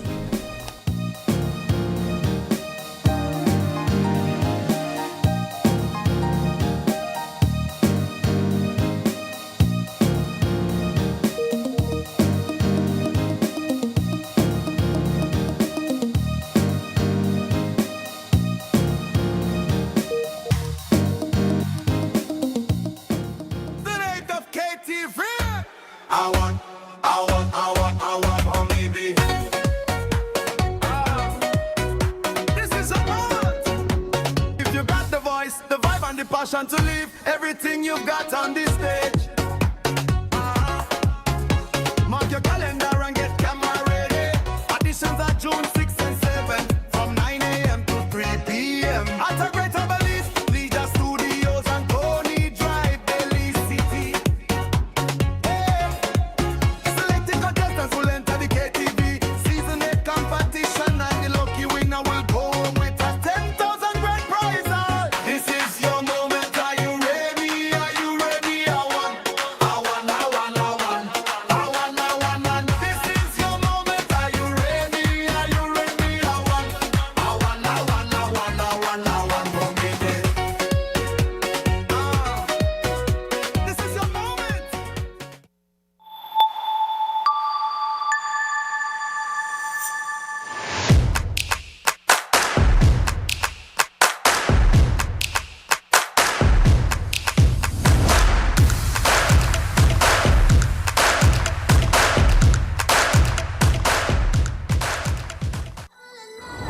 updated your information recently?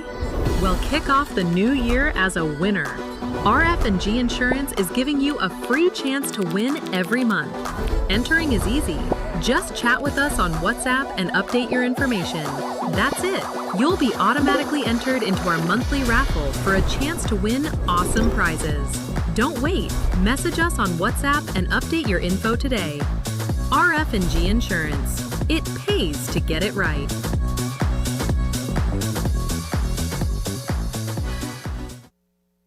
Life moves fast. Your connection should keep up. Need more credit? More data? A flex bundle that fits your lifestyle?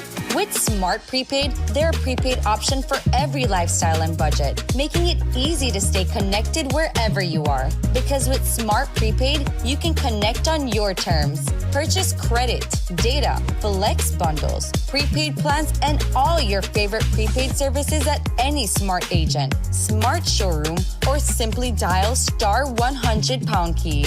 No stress, no waiting. Just fast, easy, convenient ways to stay connected every day. Smart Prepaid. Connect on your terms.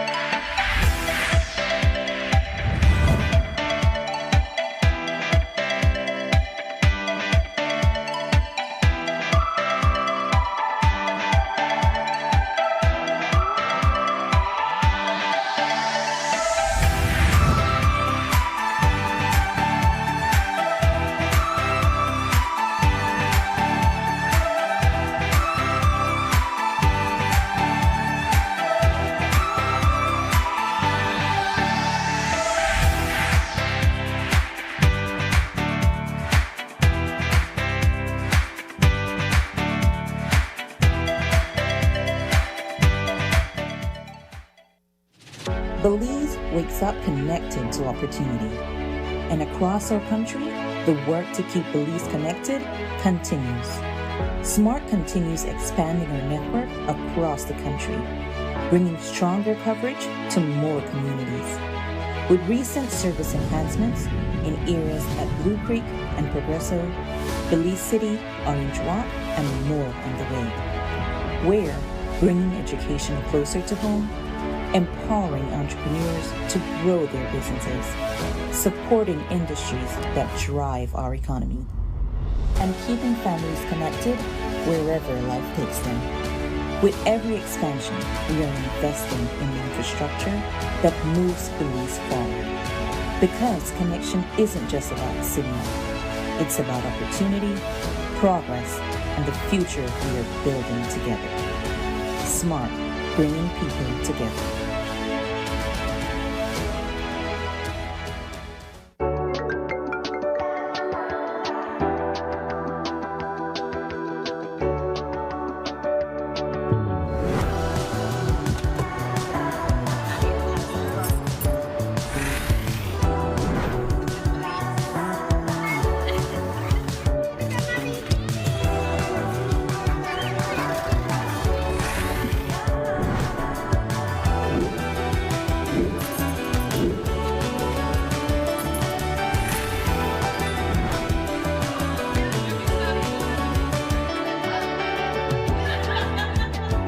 The future is calling. Belize Bank. Your future, our commitment.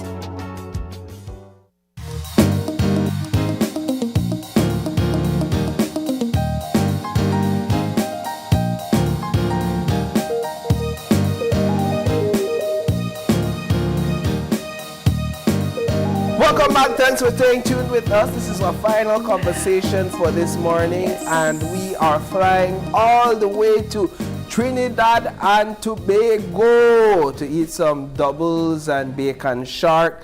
Are we teleporting? Yes. Okay. So we have joining us via Zoom the founder of NMK Designs and Printing, Miss Naquiyah Muhammad. Good morning. Morning. Good morning. It's a pleasure having you. As Miss Naquiyah, tell us a bit about yourself and your journey to business. So I have been in business for over 6 years now, right? I am a mother. I am a creative professional who is absolutely passionate about helping Caribbean businesses grow their business through branding, through printing solutions, and whatnot. What made you decide to take this route in this specific sector of business space? Now I noticed there's a gap, right? Especially in the Caribbean, there's a gap in terms of there's a lot of amazing products out there and services, but people lack the direction to get their products out there, get the attention, and that's where my branding services comes into play. So how do you assist Caribbean businesses? Now what I do, I guide my clients, the Caribbean businesses, I guide them. So what I do is I help them to understand their market. So through understanding their target market is where we would change the branding to suit. So we would work on the messaging, the tone, the colors that they use, because colors play an important role. Different colors have different meaning. So we have to help Caribbean businesses find that consistency in their branding when they are posting, especially on social media, because there's so much competition. You just have no choice but to stand out in this digital world. How do you allow, or how do you engage persons from other countries? And while we are a wonderful Caribbean community, each island and small developing state has its own particular and unique culture. So how are you able to consult with them and to ensure that their brand is working for their people? Now, first I have to do an assessment with them to understand what exactly is the need, the type of product that or service that they are providing. And once I understand that and I work with the client, then I am able to advise them based on their market, how to position themselves through the branding to captivate and promote their business in such a way that they become visible and grow their brands. How long have you been doing this? I have been doing specifically graphics and branding for almost 3 years now. Wow. What would you say is one of the biggest mistakes we make in branding? Definitely consistency, right? Because a lot of Caribbean businesses make the mistake of thinking they're just promoting their product, but it's more than that. It's the whole customer experience. When they see you, they must feel that first impression is everything. So you want to make sure that when they see you, they feel as though they want to try your service, they want to try your product in comparison to your other competitors. So you want that visibility out in the market. You want to build that trust. You want to show that, hey, I am professional, my product is amazing, and just as amazing it looks amazing as well. And if you try me, you will be very happy. And that's the point, the whole gist of it. So you're telling me that branding can communicate all that message without saying something verbally? Yeah. Correct. So the colors that you use, the different strategies that you use for your product or service, branding is possible to help that bring that visibility and that professionalism. How do so what will happen? Go ahead. No, you go ahead, sorry. So what happens is you go to a shelf, you go to the grocery, you would look at in terms of the packaging of the product. Based on the packaging of the product, you would decide, I want to try this product, I don't want to try this product. Just based on how the product is put together, a customer automatically decide whether they want to try you based on the colors, whether you use pink, green, purple, red. So you have to have bright colors, you have to have the layout, the fonts and everything is what would really help guide your customers to choose your product over your competitors, even though you are doing the same thing as others? Yeah, that was going to That's be my true. next question, because I'm looking at some of the designs right now, and I guess for you and your branding and your business, there's a lot of red and a lot of black and a lot of white, but I'm also seeing it as it's not just about NMK, but it's also very Trinidadian, right? It's very compromising of like your flag colors and so forth. That's the whole point of it, because I am representing Trinidad and Tobago, so I have to make sure that my branding colors is the red, white, and black, because I am always representing our country. So how do you navigate this business in the age of artificial intelligence? Isn't that perhaps one of your biggest competitions, where businesses can simply generate AI graphics, or do you find that businesses are still relying on branding experts like yourself to drive sales or whatever goals they have? Now, the AI now, I would not say it is, yes, it is having an impact, but not entirely. Now have to use AI to the advantage. And a lot of my clients, they're using the flyers now, and then they still have to come to me to do something different, because now everywhere you look, you see AI flyers, everything AI generated, and then you have to look at the logo on the flyer to know that is a different business, because everybody is basically looking the same way. Correct. So I hate it. Go ahead, no, please go ahead. Yeah, so everybody is basically looking the same way. So now I am using my knowledge, my skills, and my creativity to help my clients in the Caribbean businesses stand out, make them look different. So now when you scroll in, you know the difference between the design that has been done by a professional versus an AI generated design. So you've been at this for 3 years, and you've been consulting with businesses across the Caribbean. What are some tips that you can provide for some of our small businesses that are just getting started here in Belize? So what I would advise is to stay consistent, right? Because one of the problems is inconsistency with businesses, right? So stay consistent. Image is everything. So don't just assume because you are selling a particular service or product that you just have to use a random picture. You need to invest in your branding. You need to promote your business and bring that visibility. You need to show up professional. You need to be different. You need to stand out. So invest in your brand, invest in your business, and don't take it for granted, because your business and the way how you brand your business, the way how you set up your business can determine whether you get opportunities both locally and internationally. So you have to set up your business, have your business looking visible, looking professional, so that you can, yes, compete with your competitors, but also get an edge against others. Do you have a website or socials that people can use to reach out to you? Yeah, so I am on Facebook, Instagram, and TikTok. On Facebook, it's NMK Designs and Printing, and TikTok and Instagram is NMK Designs TT. Awesome. Well, Naquiyah, thank you so much for joining us this morning. I know you had to zoom in from Trinidad, but we thank you so much, and best of luck with your future endeavors. Thank you so much. Thank you so much for having me as well. No problem. All right, we now are going to take a quick break, and when we come back, we're going to wrap things up. Stay tuned.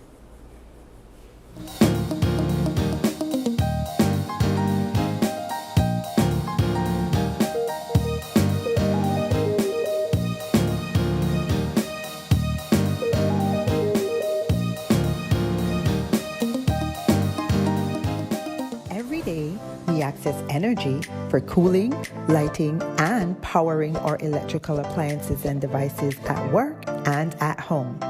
During cooler months, we rely less on cooling appliances such as fans and air conditioners. However, during warmer months, as the temperature and humidity rises, we use more energy to cool our spaces, and our appliances and electrical devices work harder than they do during the rest of the year.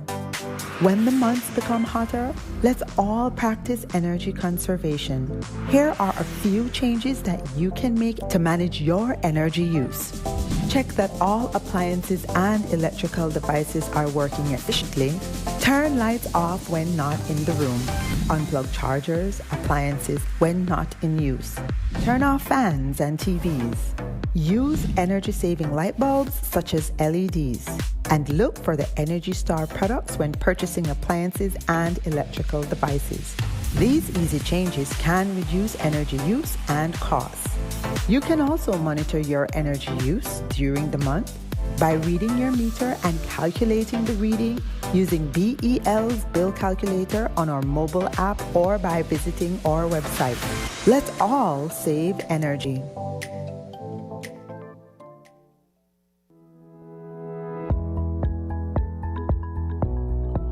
With everything going on in a day, it's easy to overlook a renewal date. That's why Home Protector Insurance sends a simple reminder to help keep you on track. Home Protector Insurance, if it's worth something, insure it.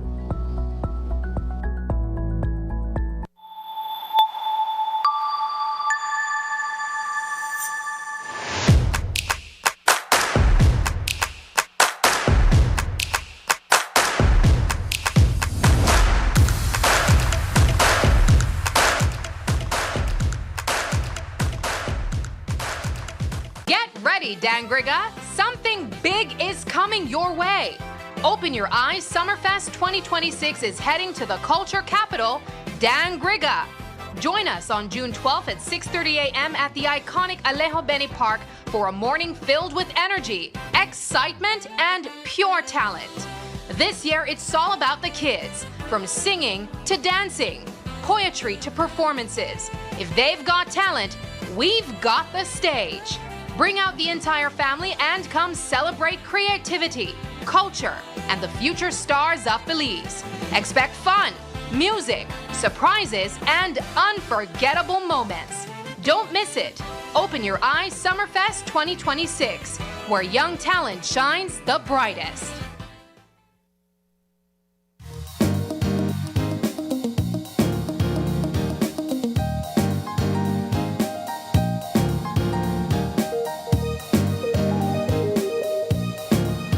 Welcome back. This is where we say sayonara, goodbye. It's been a wonderful morning. It's Tuesday, May 19th. Yes. And we do have a birthday shout out. We do. We want to say a happy and a blessed special birthday to Whitney Swift. Yes. Whitney is one of the staff members here at Greater Belize Media. Mm-hmm. She's also one of the Make It Happen persons. Yes, she's behind the scenes behind of pretty the much scenes doing everything. So much.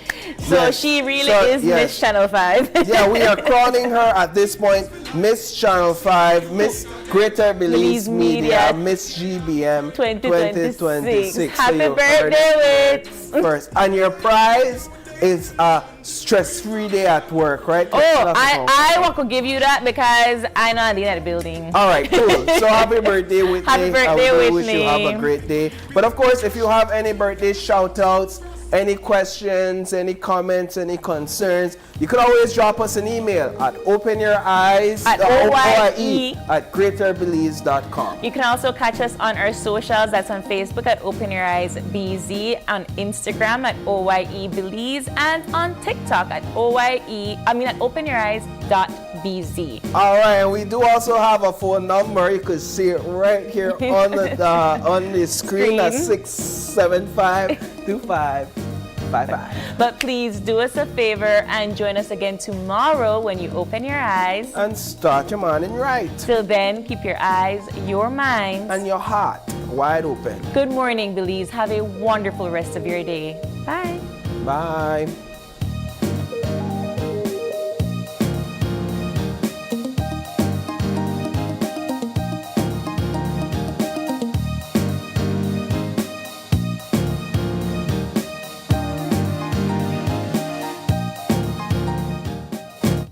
Open Your Eyes was brought to you by the Belize Bank, our country, your bank, and SMART, bringing people together.